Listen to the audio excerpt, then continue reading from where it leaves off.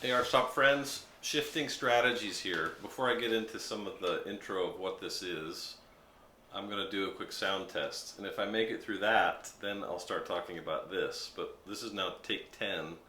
I go through a kind of an intro on the guitar, and as many of you have experienced, you just can't seem to get a decent sound check out of it. So, I'll do a quick sound test, and I'll tell you what this is afterwards.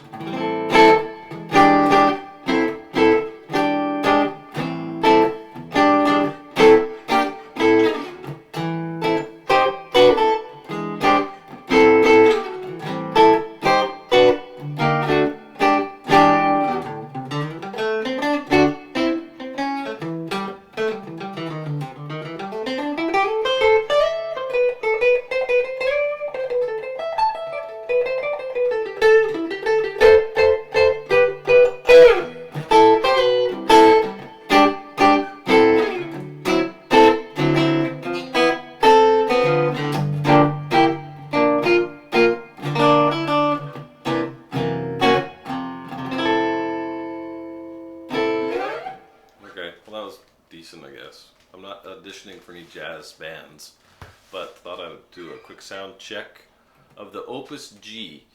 Is Theo Scharpach. He's a Dutch builder, and he has put this together for me. I designed it to take the pieces, bits and pieces of the Gibsons I love into one guitar. And so some of the features, just in case you're curious, are of course old woods, which Theo is known for.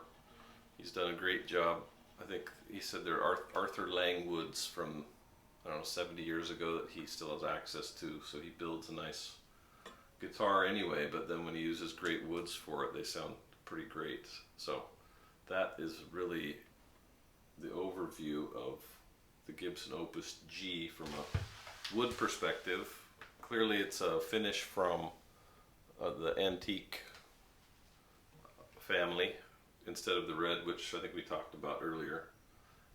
So features that are unique to this piece: it's Super 400 wide in the bow, 18 inches, which is what I wanted for the fit, but Supers are too thick for me, so I did it 1 inch thinner.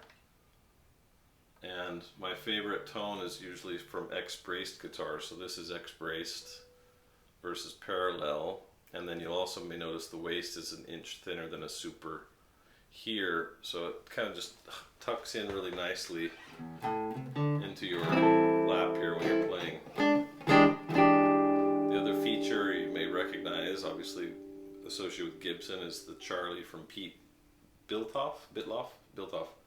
He and Theo put together this special blade that's graduated, it's beveled across all strings. It sounds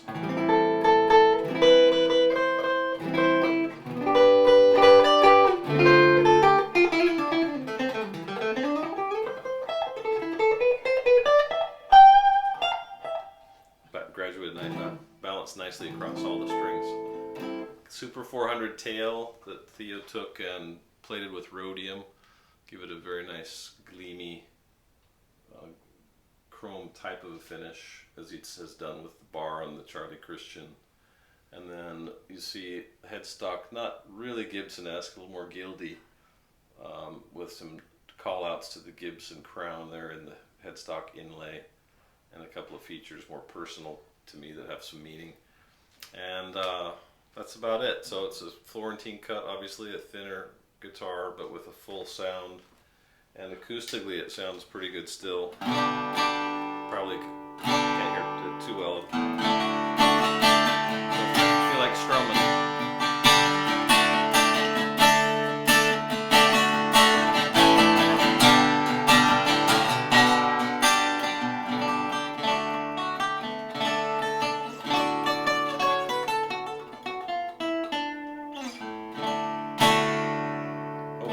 Sound check, and thanks to who gave me some input on the design of the OpusG from Theo Scharpach.